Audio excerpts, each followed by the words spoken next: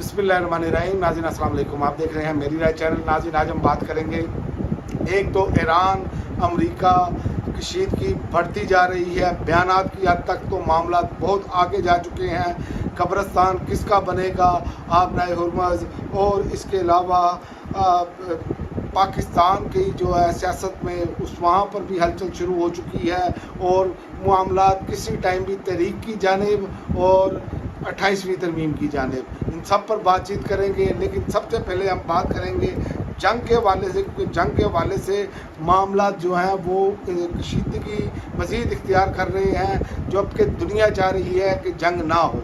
तो सूरत हाल इस तरह की बनी है कि ईरान ने वाज़ह तौर पर कहा है 1 लीटर तेल भी नहीं जाने देंगे, आबनाए हुर्मुज़ पर अमेरिका के लिए कब्रिस्तान बन सकती है, ये ईरान ने कहा है। ईरान इतने जारहाना अंदाज से बात कर रहा है कि अब ईरान का कॉन्फिडेंस लेवल आसमान को छू रहा है, क्योंकि अमेरिका ने जिस लेवल की गलती की अपने इसराइल के कहने पर या इसराइल के दबाव में, जहाँ ट्रंप की अपनी जो है वो हमाकत कह सकते हैं आप, या गैर संजीदगी कह सकते हैं कि ताकत के नशे में धुत होकर ऐसी बात करना, तो यहाँ पर लेने के देने पड़ गए हैं। अब ईरान अपने किसी मुतालबे से पीछे हटने के लिए तैयार नहीं, जबकि अमेरिका चाहता है कि ईरान जो है वो अमेरिका के मुतालबात सारे के सारे माने, जबकि ईरान चाहता है अब अमेरिका सारे के सारे मुतालबात माने, और दुनिया को ये सूट नहीं कर रहा। आबनाए हुर्मुज़ में ईरान ने कहा है आबनाए हुर्मुज़ से अमेरिकी फौजियों के लिए हथियारों की तस्वीर की इजाज़त नहीं देंगे। अब ईरान आहिस्ता आहिस्ता बढ़ रहा है आगे, कॉर्नर टाइगर की तरह बढ़ रहा है। ईरान किसी भी सूरत पीछे हटने के लिए तैयार नहीं। और ट्रंप का एक तरफ से जो मामला है वो बड़ा अजीबोगरीब है, उस पर मैं आपको बताता हूँ। पहले मैं ईरान का के वजारत खारजा के तर्जमान जो हैं उनका भी मैं आपको बयान बता दूँ। उन्होंने कहा किसी भी सूरत हाल के लिए तैयार है, दुश्मनी करने वालों को सख्त जवाब दिया जाएगा, ये ईरान ने कहा है। ईरानी वजारती खारजा के तर्जमान इस्माइल बकाई ने कहा है कि ईरान की मुसल्लह अफवाज हर मुमकिन सूरत हाल का मुकाबला करने के लिए मुकम्मल तौर पर तैयार है और ईरान के ख़िलाफ़ दुश्मनी करने वालों को सख्त सज़ा दी जाएगी। सोशल मीडिया प्लेटफॉर्म एक्स पर जारी अपने तफसीली बयान में उन्होंने कहा दुनिया को बर्बरियत, तसल्लुत और जारियत के ख़िलाफ़ ईरान के हक़ में आवाज़ बुलंद करना होगी, और वरना ताकतवर ममालिक दुनिया को लाक़ानूनियत और महकूमी की तरफ धकेल देंगे।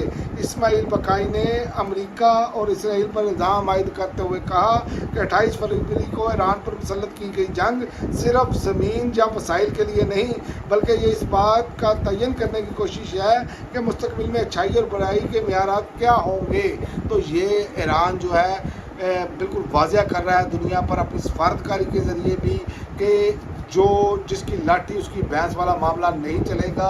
अब मामला असूलों पर तय होंगे, और यही मामला है कि अब आगे से आप देखें कि ट्रंप चूँकि अब तो चीन के दौरे पर है, और ये चीन का दौरा बहुत कुछ वाज़ह करेगा, बहुत सारी चीज़ें इसमें तय पाएंगी। लेकिन ट्रंप की बौखलाहट आप देखें कि अमेरिका सबसे बड़ा आज़ादी राय का जो चैम्पियन बनता है और यूरोप चैम्पियन बनता है आज़ादी राय का।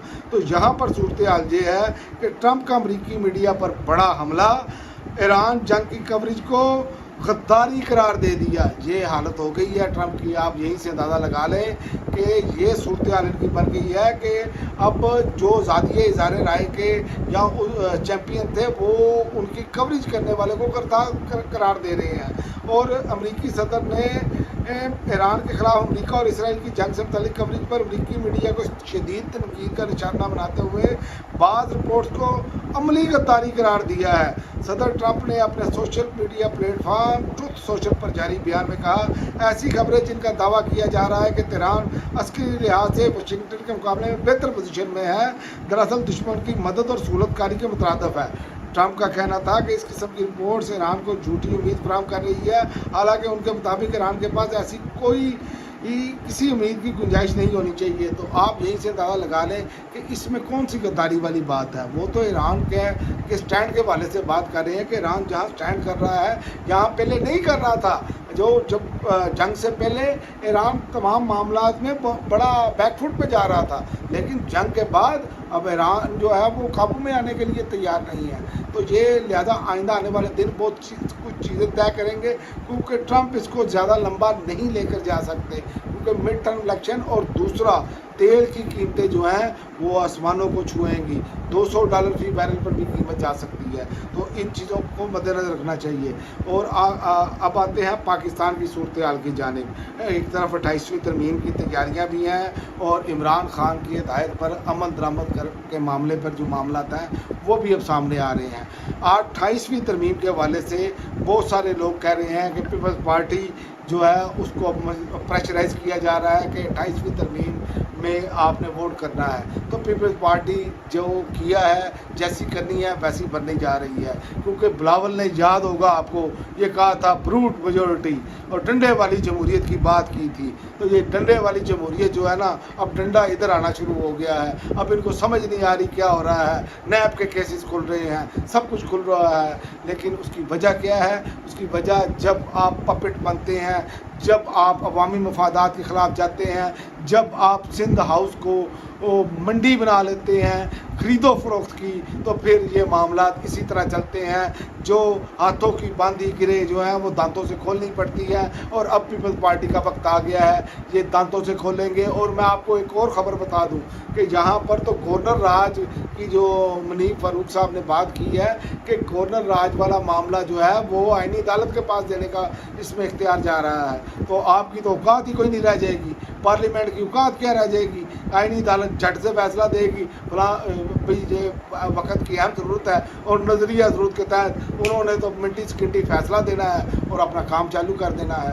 لیکن میں آپ کو بتاؤں یہ اس طرح کا معاملہ کبھی بھی جمہوریت کے لیے اچھا نہیں ہو سکتا. لیکن پیپلز پارٹی اور مولانا فضل الرحمان، جماعت اسلامی سمیت ان جماعتوں نے جو کردار ادا کیا ہے، یہ عمران خان کے دور میں، پی ٹی آئی کے دور میں 2 روپے 4 روپے پیٹرول بڑھتا تھا، جب مہنگائی تھوڑی سی بڑھتی تھی تو یہ چیخیں مارتے تھے، توے پر بیٹھ جاتے تھے. آج آپ دیکھیں عوام کا کیا حال ہے، اور یہ سڑکوں پر نہیں آ سکتے. کیوں؟ کیونکہ یہ پپیٹ تھے. آپ کو یہی سے اندازہ ہو جانا چاہیے جب ان کو اشارہ ہونا ہے انہوں نے اسی وقت باہر آنا ہے. لیکن اب لوگ ان کو سمجھ گئے ہیں، لوگ ان کی بات ماننے کے لیے تیار نہیں، کیونکہ یہ وہ لوگ ہیں جب اپنا اقبال کا شعر ہے کہ ناداں گر گئے سجدے میں جب وقت قیام آیا، اور جب بھی وقت قیام آیا یہ سجدے میں گر گئے. اور دوسری طرف ایک اور اہم خبر دیتا چلوں آپ کو، جو کہ صدیق جان نے بھی دی ہے. صدیق جان نے کہا ہے کہ عمران خان کی ہدایت پر عمل درآمد پر اتفاق ہو چکا ہے پی ٹی آئی میں.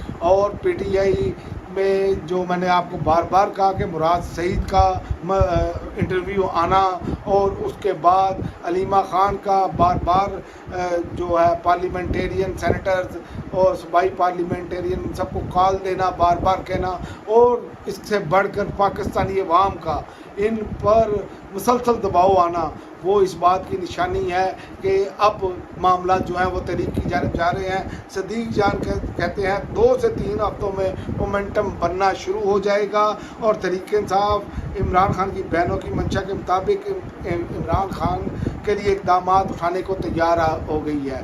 تو یہ اسے کہتے ہیں دیر آئے درست آئے. اب بھی یہ اچھی سمت میں چلیں تو دیکھیں بات آپ عوام کی کریں، عوام کے حقوق کی بات کریں، تو میرا نہیں خیال کہ آپ پر کوئی ناجائز تنقید ہوگی. تنقید تو ویسے لوگ کرتے ہیں، لیکن اس طرح معاملہ نہیں جاتا. جب آپ نا عوامی اتنی فلٹا سے آپ کو ملی، اتنی مہنگائی ہو گئی، بجلی اتنی بڑھ گئی، پیٹرول کی قیمتیں اتنی بڑھ گئی، لیکن آپ کچھ نہ کر پائے. آپ لوگوں کے مکان گرائے گئے کچی بستیوں میں، سب کچھ کیا گیا، لیکن آپ نے کسی فلٹاس کو جو ہے وہ چکے کی طرف نہیں موڑا. اور یہی افسوس ہے کہ پی ٹی آئی قیادت جو ہے وہ ایسے لگ رہا تھا کہ جیسے کمپرومائز ہے، لیکن سہیل افریدی نے پھر دوبارہ امید جگائی ہے. لیکن یہ امید بجھی تو یاد رکھیں سہیل افریدی کا بھی چراغ گل ہو جائے گا، کیونکہ وہ آئینی ترمیم میں واضح طور پر اشارہ دیا جا چکا ہے کہ یہ اب گورنر ہاؤس کا معاملہ بھی جو ہے نا، گورنر راج کا معاملہ بھی آئینی عدالت میں جائے گا. تو نہ وہ کہتے ہیں نہ 9 من تیل ہوگا، نہ رادہ ناچے گی. تو یہ وہ والی صورتحال بن جائے گی. تو لہذا ان کو اپنے اس پر فوکس رکھ کر چلنا ہوگا. اور امید یہی ہے کہ اب معاملہ، چونکہ علیمہ خان نے بھی کہا کہ معاملہ ٹھیک ہے اور یہ عمران خان کے پیغامات ان کو موصول ہو چکے ہیں اور یہ اب ان پر عمل درآمد کریں گے. تو دیکھتے ہیں آئندہ آنے والے دن انٹرنیشنل لیول پر بھی سخت ہوں گے اور لوکل لیول پر بھی سخت ہوں گے، کیونکہ ایک طرف طاقتور حلقے جو ہیں وہ 28ویں آئینی ترمیم لانے جا رہے ہیں اور دوسری جانب پی ٹی آئی کا امتحان ہے. اگر اس بار بھی وہ بڑے آسانی سے کر جاتے ہیں تو یاد رکھیں کہ پھر پی ٹی آئی کو چھپنے کی جگہ نہیں ملے گی. پی ٹی آئی کی قیادت ہمیشہ پچھتائے گی. اب تک کے لیے ناظرین اتنا ہی. اگلی ویڈیو تک اجازت دیں. اللہ حافظ.